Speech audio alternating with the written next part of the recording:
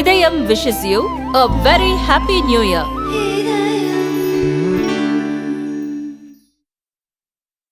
மலேசியாவிலிருந்து கடத்தி வரப்பட்ட ஆயிரக்கணக்கான நட்சத்திர ஆமைகள் திருச்சி சர்வதேச விமான நிலையத்தில் பறிமுதல் செய்யப்பட்டன.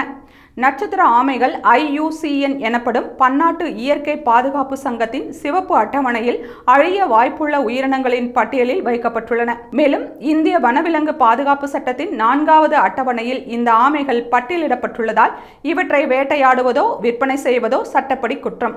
ஆனால் வட இந்தியாவின் சில பகுதிகள் மற்றும் தென்கிழக்கு ஆசிய நாடுகளில் இருக்கும் மக்கள் நட்சத்திர ஆமைகளை வளர்ப்பதை நல்ல சகுனமாக பார்க்கின்றனர். இதனால் சட்டவிரோத சந்தையில் இதன் மதிப்பு பல லட்சம் ரூபாய் வரை இருக்கிறது. இந்நிலையில் மலேசிய தலைநகர் கோலாலம்பூரிலிருந்து கடத்தி வரப்பட்ட நட்சத்திர ஆமைகள் திருச்சி விமான நிலையத்தில் பறிமுதல் செய்யப்பட்டன. திருச்சி சர்வதேச விமான நிலையத்திற்கு கோலாலம்பூரில் இருந்து பெட்கிட் ஏர் விமானம் வந்து இறங்கியது. அதில் பயணம் செய்த பயணிகளின் உடைமைகளை விமான நிலைய புலனாய்வு பிரிவு அதிகாரிகள் சோதனை செய்தனர். அப்போது ஒரு பயணி தனது லக்கேஜில் சாக்லேட் டப்பாக்களில் மறைத்து வைத்து 2447 நட்சத்திர ஆமைகளை உயிருடன் கடத்தியது தெரிய வந்தது. சுங்கத்துறை அதிகாரிகள் அவரை அதிரடியாக கைது செய்தனர். இந்த சட்டவிரோத நடவடிக்கையில் அவர் ஏற்கனவே ஈடுபட்டுள்ளாரா, யாருக்காக இதை கடத்தி வந்தார் போன்ற கோணங்களில் போலீசார் விசாரித்து வருகின்றனர்.